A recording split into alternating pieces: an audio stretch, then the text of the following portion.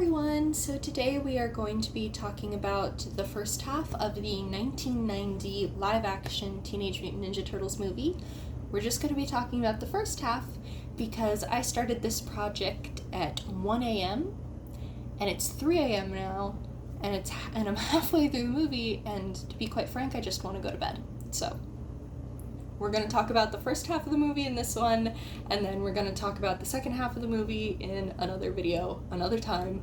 And I wanted to make a video tonight and not just wait until I watched the whole thing, because I did this pretty makeup, and I wanted to have a point to having done it. So we're going to go right in to TMNT 1990, and this is not a review, by the way. This video isn't a review.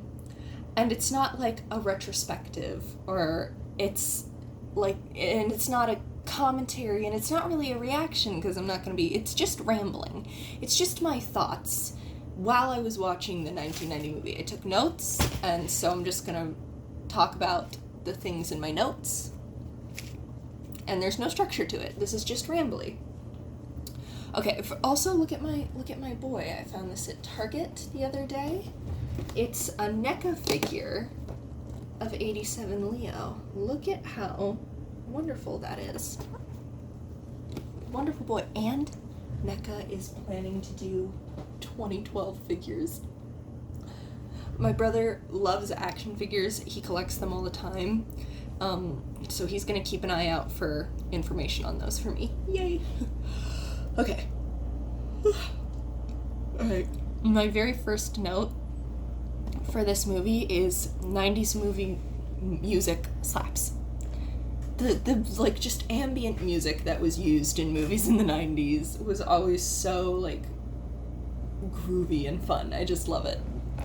Okay, good way to both introduce April and cleanly incorporate exposition / visual setup, assumed inspiration from the 87 cartoon. So the movie opens with April O'Neil, our, human character, basically, our main human character. Casey Jones is also in this movie. Oh my god, I told you, it's 3 a.m. Anyways, so it opens up with April doing a news broadcast. She is giving a news report about a crime wave that is sweeping the city. And as she's giving the news report, we're hearing it from TVs around the city, and there's these great shots throughout that are like little panning shots, or we get a shot of, while she's talking about the crime, somebody slyly picking a pocket, and then we get this delivery guy who, he has a truck full of stuff to deliver. He walks around the truck, and the camera follows him to get a sign, get the thing signed for the delivery. And then when he comes back to the truck, all the merchandise is gone, and he just kind of goes.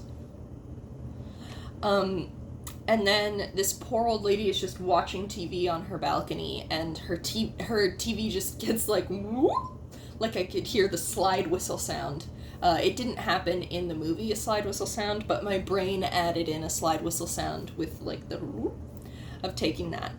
Although it is funny, because that happens at the exact same time that April says there are no eyewitnesses, only reports of teenage boys kind of around the areas of the thefts. And it's if they're doing it like that lady definitely saw that boy. I think she counts as an eyewitness, but maybe she didn't report it. My next note just says Foot Clan, baby, because we obviously see the Foot Clan suits in the intro. While they're bringing all the loot to a van, we see the Foot Clan suits for the first time, and they look great. This is my favorite design of Foot Clan suits. I'm very glad that 2012 went off of this situation. I forgot Tatsu's name until it came up later in the movie, so I just called him a Tiger Claw type, as in Tiger Claw from 2012, because he does have, I wouldn't be surprised if Tatsu was some of the inspiration for Tiger Claw. They have a similar vibe going on, where it's why are you loyal to Shredder exactly? do we get to know that? You're just kind of here, admiring him, making him your life? Okay. Okay. Burger King placement, just big ol' Whopper box is my next note there. Yeah, while they're, like, sorting through the loot, and it's, you know, it's this panning scene of, like, yeah, they're sorting through the loot. They've stolen so much stuff. They've stolen as much stuff as I keep yawning right now.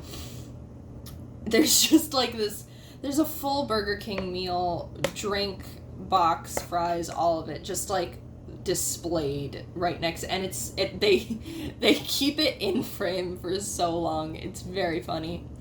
And then I think April makes a Ghostbusters joke. She says, "Who are we gonna call?" And she says it in a way that I'm like, is this a reference?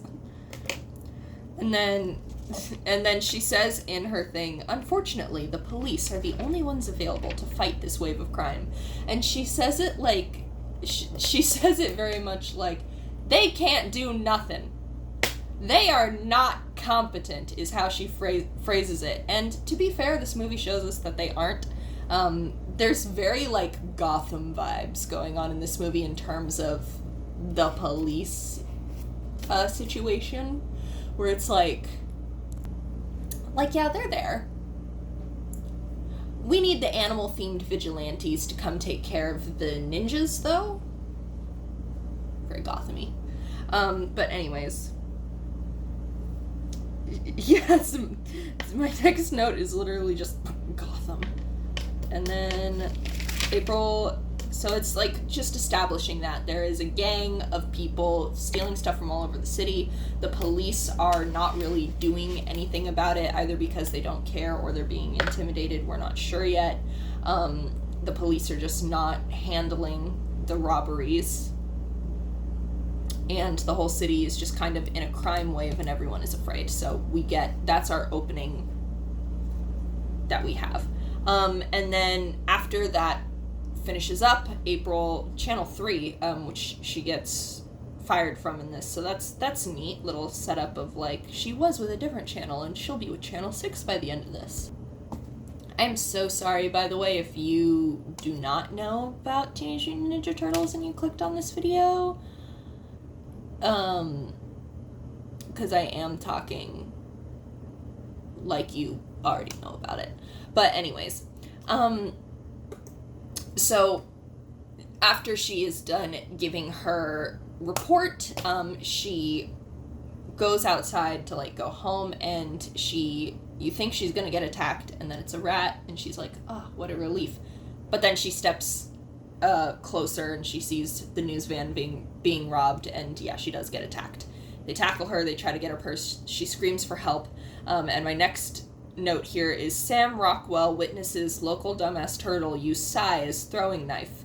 Because that's what Sam Rockwell is in this movie, by the way. He's one of the punk kids. The Foot Clan is made up of, like, disenfranchised children who feel rejected by society that Shredder has formed into a thieving cult. A lot. And Sam Rockwell is one of them. And, yeah, he looks up and we don't see the turtles yet. We see a Sai hit the lamp and plunge everything into darkness. There's no moon here. Again, Gotham. And yeah, Raffi just uses his Sai as a throwing knife, which that's not what it's for, but okay. And then there's just, like, pure darkness, a bunch of sounds, and then the bad guys are all tied up. They hog-tied one dude, and he's just got his legs up in the air. He's just like, and April is like, what happened? And then our first glimpse of the turtles is Raph, like, is peeking out he's, like, lifted up a manhole just slightly, so we just see his eyes, and they're big ol' eyes. So we just see his big ol' eyes peeking out the sewer grate as April looks over and finds the Sai, and she's like, I'ma just keep this and put this in my giant old lady purse. And Raph says, damn. And he says that a lot throughout this movie, and that's just fun, you know? I'm used to them not being allowed to curse, so I'm enjoying the little bit of cursing. It's fun. And then theme is a bop. Yeah, the theme of the 90s Turtles is just dun, dun, dun, dun, dun. I can't hum it, but it's a bop. It's a bop.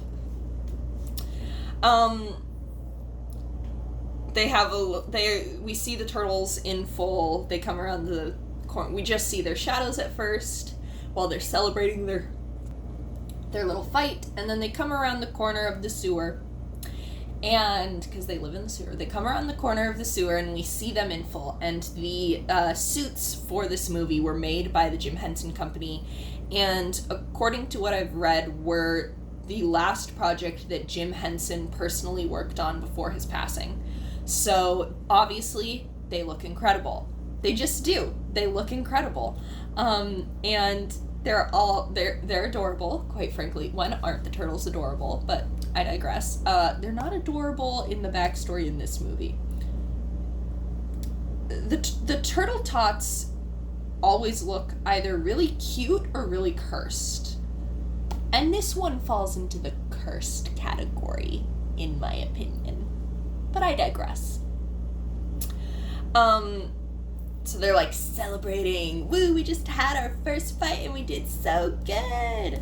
But Raph is nervous. He's like, oh, I lost my sigh. Like, he doesn't say anything, but he's visibly, like, the body language of the voice, not the voice side, the body language of the actors in the suits is very expressive in this movie. It has to be. They're in gigantic rubber suits. So you can tell that Raph is, like, not feeling as good as the rest of them. And he cussed again. He said damn again. He says it constantly throughout this movie. And so they come into the lair, and Splinter is there, and Leo goes like, we had our first fight, and we fought well. Like, right, this is my dad, a ninja master. I probably should keep it, like, polite. And then it was Wisdom with Splinter times, where he's like, you have to stay in the shadows, because even people who would be our allies wouldn't understand our existence. And then Raph is in the background again, still very visibly upset, and he steps forward and he says, almost like pleadingly, he goes like, I lost a sigh, but I can get it back. He has a very thick accent in this.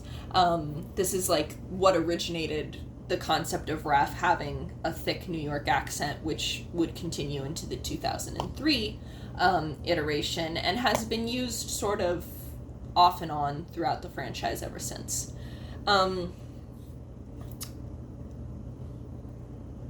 Yeah, and then, so the sigh thing is really eating at him. Poor Donnie gets, like, shoved around a bit because of it. Raph kind of taking his anger out on his brothers a little.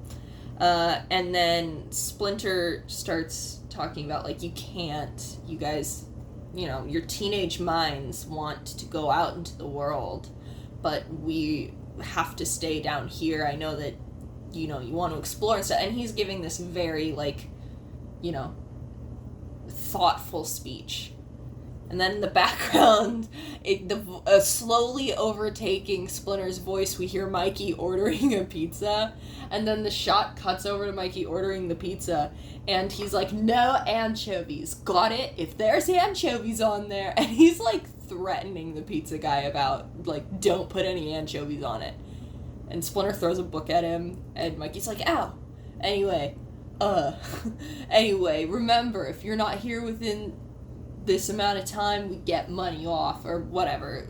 Like, he's basically threatening the pizza guy, essentially. And it's like, geez, Mikey, chill out a little. Yeah, he says clock's ticking at the end. That's what he says. Rip delivery guy. And then Splinter says, like, come, let us all meditate together to, like, on your victory and chill out. And then he goes, ah. And I was like, that didn't sound like a meditation sound. I toned it down because I don't want to make that sound myself and have that on the internet. So you're just going to have to watch it yourself to understand why I think it sounds like he just needed to use the bathroom really bad and finally made it to one. Not meditation. But then while he's trying to meditate, Mikey and Donnie are kind of just the same character in this movie. Donnie doesn't really have that, the classic Donnie, that, like, Donatello, I shouldn't sing it, I'll get copyright claim, Donatello does machines. He doesn't have that vibe. It's much more like they have paired Mikey and Donnie to be kind of one character, and I would say Raph is probably the main turtle of this movie, to be honest, which makes sense to me. He's usually the most sort of interesting to explore. But anyways, Mikey and Donnie just start dancing, and Mikey's like, this is meditation too. And Splinter's just like, ugh. And then Leo's dancing as well. He's sitting down. He's not doing, like, full-on little number like Mikey and Donnie are, but Leo's like, yeah. And then Raph comes out in the classic trench coat and hat, and Leo's like, where are you going? And Raph goes, I'm going to see a movie. Is that okay with you? And Leo's like, yeah, okay. Anyways, and then he gets back to dancing. And I think it's funny because Splinter just said, be an unseen ninja in the shadows always, and Raph is like, movie theaters have shadows. Checkmate. And Splinter doesn't even stop him. Splinter agrees. Movie theaters do have shadows, my son. Good job. Good logic. And you'd think this would be like an excuse for him to try to go get his Psy back, but it's not. He legit just goes and watches a movie. He just goes and presumably, like, either pays for a ticket or sneaks into the theater and just watches a movie. And they're just...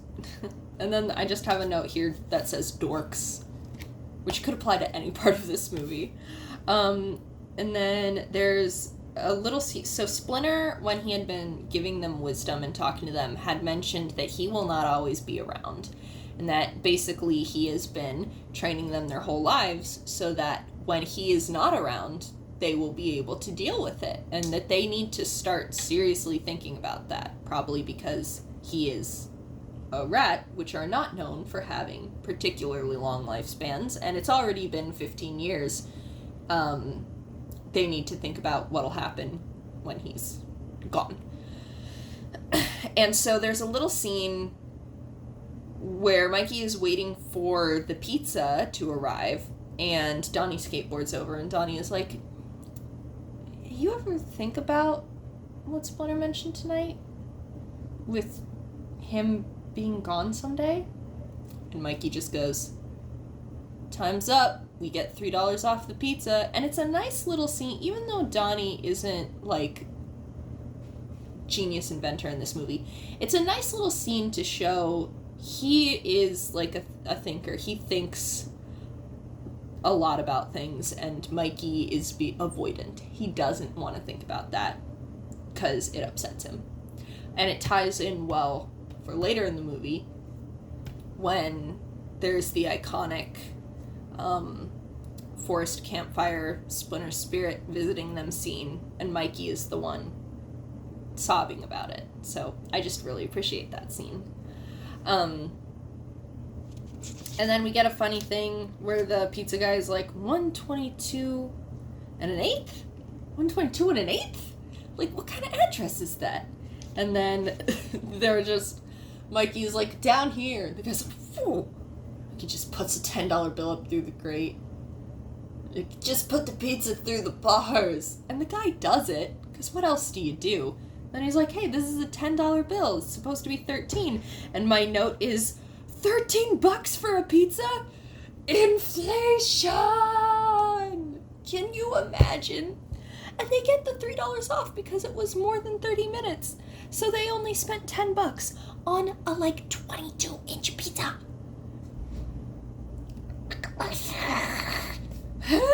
Economy. Anyways. And then the guy starts, like, arguing the price, like, come on, I couldn't find the place. And it's like, yeah.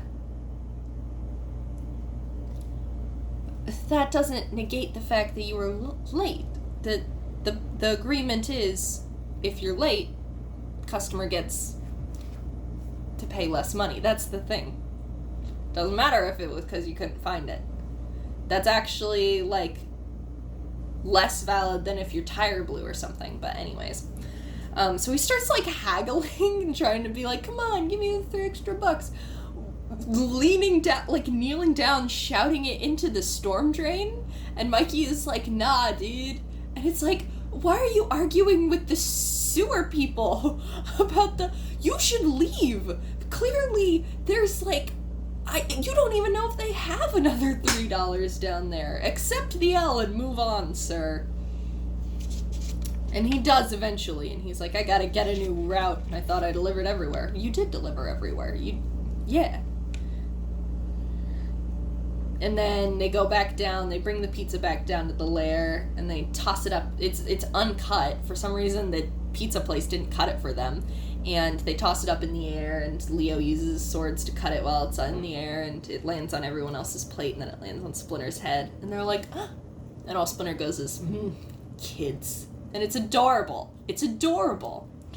And this is also the first time that pizza has looked good in Teenage Mutant Ninja Turtles, in my opinion. In 1987, they're always eating the pizza with weird toppings, so it doesn't look too great there. As in, like, good to eat. Like, visually it looks fine, but, like, so that doesn't seem good to eat.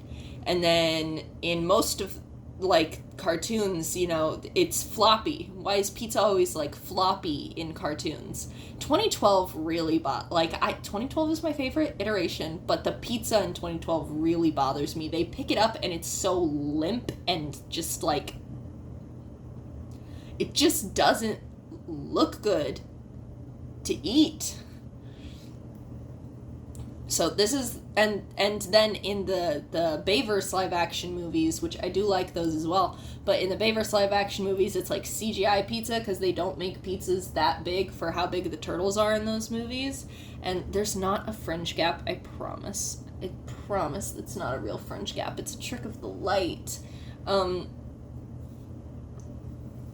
The CGI pizza doesn't look good in the Bayverse movies either. So this is, like, the first time that I've watched, well, I mean, I've seen the movie before, obviously, but, like, this is the only one where pizza looks good to me in Teenage Mutant Ninja Turtles, which is funny.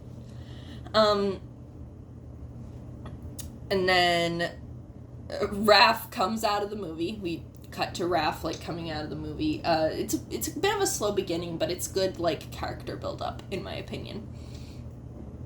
Raph comes out of the movie theater and he's like, people will watch anything, something like that. He's unhappy with the movie, and so my note is Raph Movie Review Channel 1. And genuinely, I would pay to see any version of Raph. Hey, Nickelodeon, listen to me here and now. Nickelodeon, I am speaking directly to you now. Give me a Turtles Forever crossover where all of the Raphs get together and do movie reviews with each other, okay?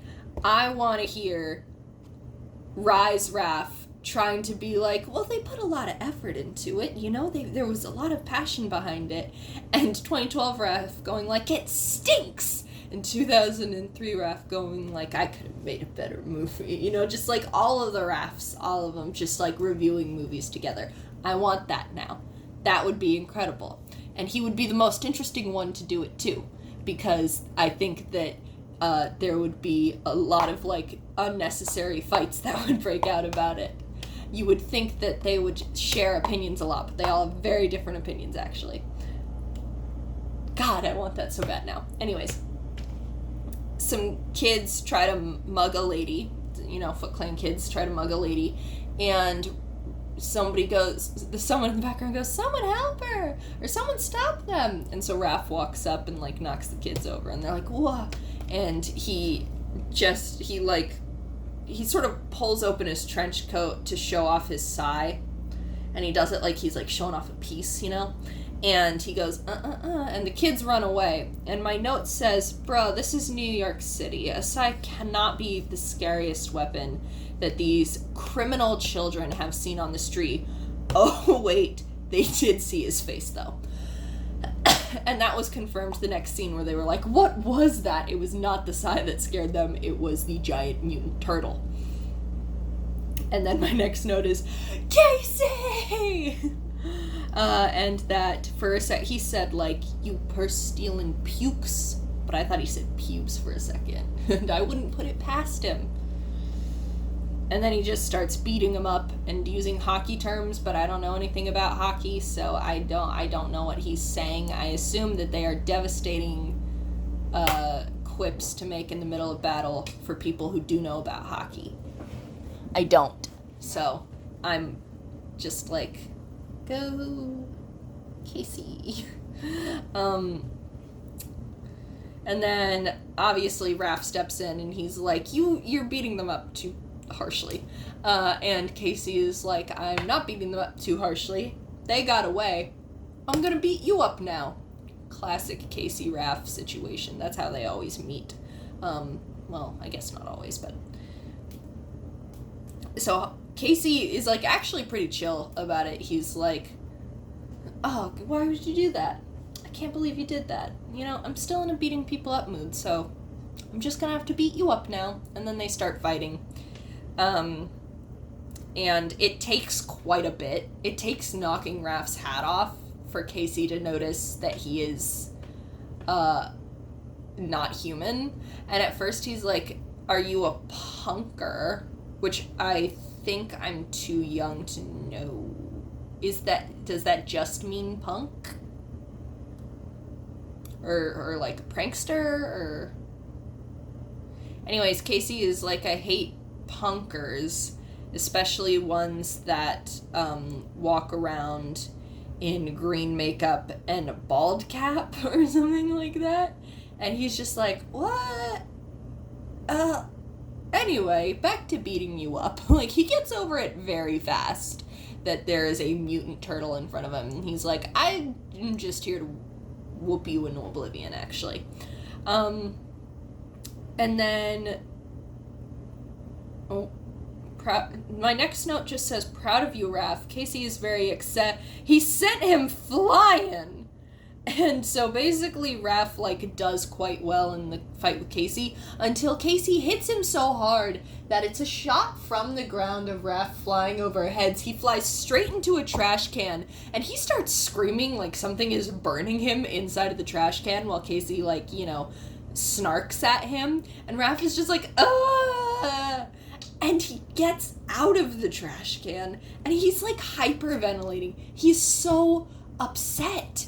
He is so upset, and it's interesting because it doesn't necessarily read as, like, angry that he lost. It kind of reads as, like, I don't know exactly how it reads, but it's just very upset and in an interesting way that is more layered than just anger. And then Casey runs away, and Raph tries to chase him, and Raph gets hit by a car, and then just keeps running. And there's a joke where inside of the car, it's a taxi cab, and the passenger goes, what was that? And the taxi driver goes, looked like some kind of big turtle in a trench coat. You going to LaGuardia, right? He's like, yeah, big turtle in a trench coat. Anyway, do I have your location correct? That's a very funny joke. And then we get another damn from Raph, and this one is so loud that we cut to a helicopter shot from high above the city. The entire city heard him curse this time. Oh my god, I have so many more pages of notes to get through, and I only have 55 minutes of memory on my phone. Oh my god. Okay. Expressive tale on Splints. There's just this really nice bit. Raph comes back and Splinter is still awake, and he's like, come talk to me, my son. And Raph is kind of, huffy. He's not in a good mood. And Splinter's tail, like, flicks as he says, I forget exactly what he said, but he's, like, clearly a little annoyed. And his tail flicks very expressively. And I really want to point out and admire how incredible the suits and puppetry in this movie are.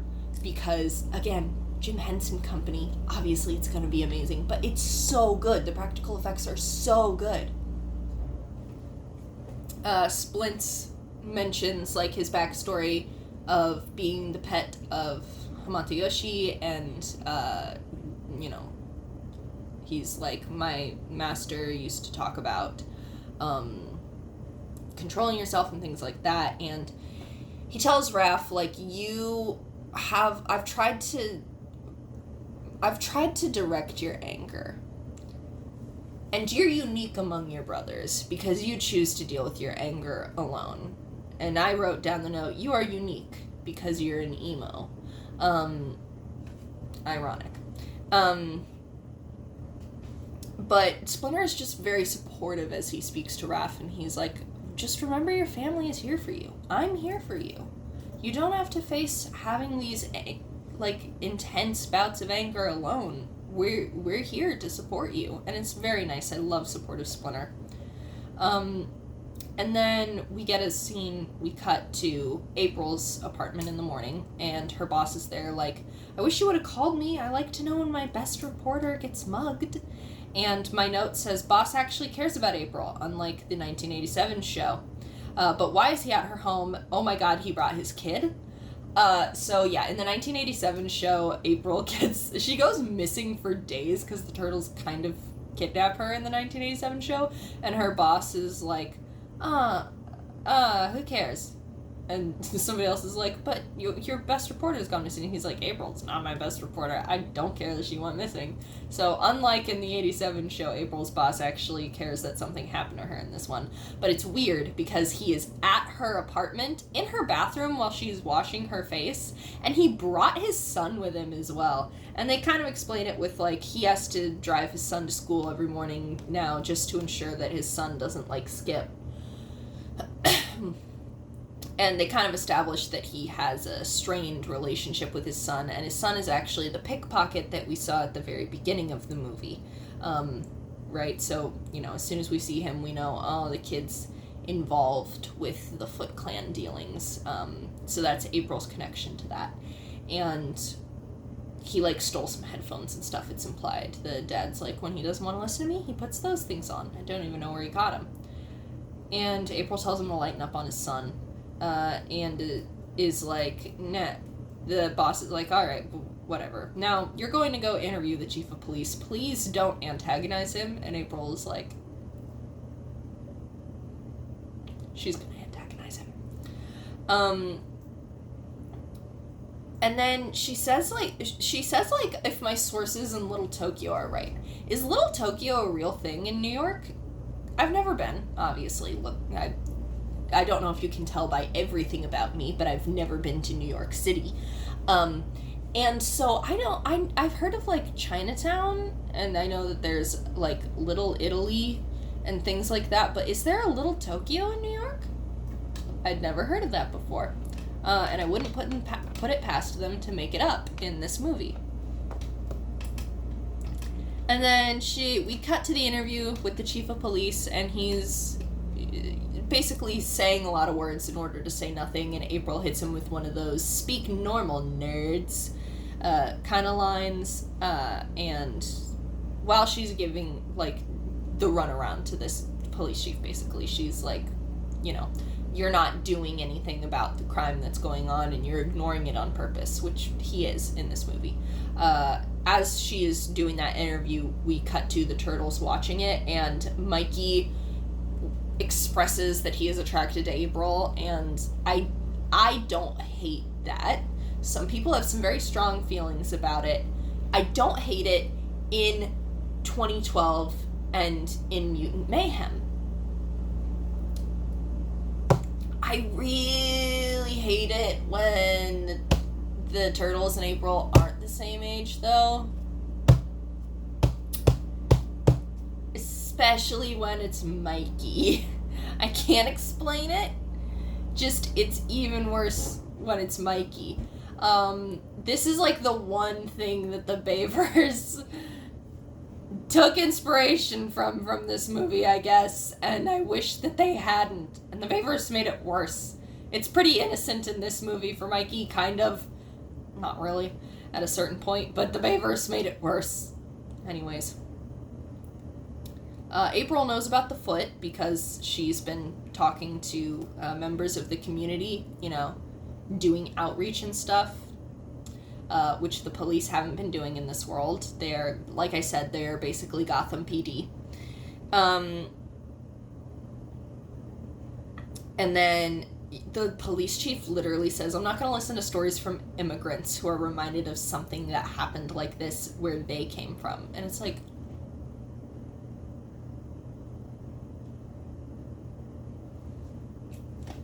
I can't even get into, I mean, I could, but I'm so tired. I'm not going to get into that. And then Raph is just fully out in the middle of the day, by the way. He's, like, waiting outside the station or whatever, and he's just reading a newspaper in his trench coat and his hat, and April walks by, and he follows her. So she goes into the subway, and she misses her train, and the foot, like, the subway is empty completely, which seems unrealistic for New York, but okay.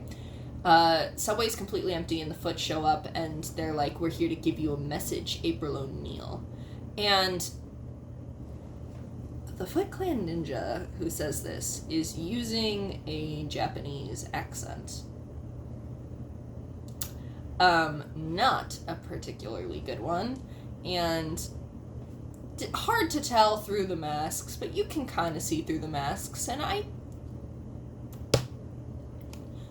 most of the kids that we see that Shredder, like, they're kids feeling displaced in society.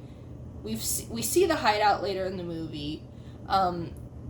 It's fair to say that the majority of the kids are white. I think this is like a white kid in the Foot Clan using a Japanese accent because ninjas are supposed to be Japanese. I think that's what's happening, and it makes me uncomfortable. Anyway, while they're intimidating her, April is like, am I late on my Sony payments again? And I wrote down Sony payments. 90s what? I think I'm too young to know what that is. I have no idea what she's referencing with that. What are Sony payments? You had to pay Sony like you had to pay taxes? What is that? Anyways, then the guy's like, we have a message for you, and he slowly uncurls a hand like this, and then he goes wapa and slaps her in the face, and then maybe lean away when he's doing like that. Clearly doesn't have anything in his hand, but okay. And then she takes the sai out of her purse. She just still has it in there, and immediately knocked out of her hand, obviously. And so she just starts wailing on them with her purse. And I noted should have left the sai inside the purse for the extra weight since it's made out of metal. And then one of the dudes just one-shot KOs her. Just bah! Drop. And then there's like this crazy shot that's like Raph POV, but it's like it's like, so it's like, oh, okay, Raph has done speed, clearly. And he, like, fights the Foot, he picks up April, a train, like a subway passes by, and Raph is gone. And it seems like for a second like it's doing that trope of like, he disappeared with the train. But then we get a shot from inside the subway tunnel of him like going carrying her, like just kind of just running down the subway tunnel, and the Foot lean in and immediately begin following him, which is pretty funny and a good subversion of that trope. And oh yeah, I almost skipped over this note. How did the actor do that in that suit? The fight scenes are crazy in this movie because those body actors are in gigantic rubber foam suits that are they look so cumbersome to move it. There are shells, animatronic heads, all of that. It cannot be easy to move in, and they are doing like actual martial arts from inside of them. Like, it looks so good. What incredible talent those actors have. And one of them, I forget which turtle it is, but one of them, the crew actually liked so much one of the body actors that they made a new human character for him for the second one. One of the body actors in one of those suits is the actor for Kino from Secret of the Ooze. So, fun fact. And then, so Raph brings April back to the lair, and she's unconscious, and they put her on this, it makes sense that their couch is horrible and nasty and, like, just absolutely the worst to look at. It makes sense. I wrote down that's the couch from the Magnus archives, because Yeah, that's the couch from, what is it, The Extinction? I don't listen. I just know people who listen, but that's what I imagine. And then there's a great bit. Leo's like, why? In reference to April, he's like, why did Raph bring her back? He goes, why? And Raph goes, why? Oh, I don't know, because I wanted to redecorate. You know, a couple of throw pillows, a TV news reporter. Why do you think? And it's so funny. And I really like this Raph a lot because obviously in 1987, they differentiated the personalities of the Turtles a lot more than had previously been done in the Mirage comics. However, they didn't really give anyone the angry one role. Raph in 87 is much more of like sarcastic, witty, pessimistic, but not necessarily angry. And I think that this movie does a very good job of giving Raph the angry one, which, you know, is his thing from then on. Of having Raph be the angry one while maintaining a lot of that, like, sarcastic wittiness that 87 has. And then Mikey is weird about April again. He asks Splinter, can we keep her? Oh, I don't like that. Oh my god, I'm almost done with this video might not get halfway through. Good lord, we'll see. April wakes up. She starts screaming. It makes everyone else start screaming. She thinks she's dead and then dreaming. And then she's like, why don't I ever dream of Harrison Ford? And Splinter goes, ah. And then he goes on to describe the backstory of the Turtles. They're just little baby turtles and little baby Splints and the groovy tunes, and it's all great. And then it's the Turtle Tots in this movie, and they're horrible, and I don't like them. Bad, cursed. I don't like these Turtle Tots. There will be people who disagree with me. That's perfectly fine and valid. Everybody finds different things cute. You know, I find blobfish cute, my mom doesn't, right? But, but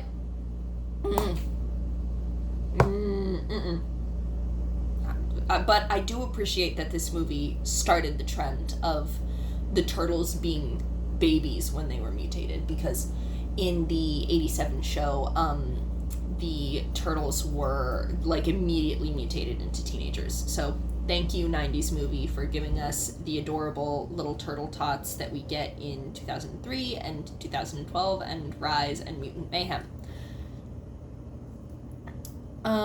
And then, you know, I might leave this off here because I don't have memory left in my phone.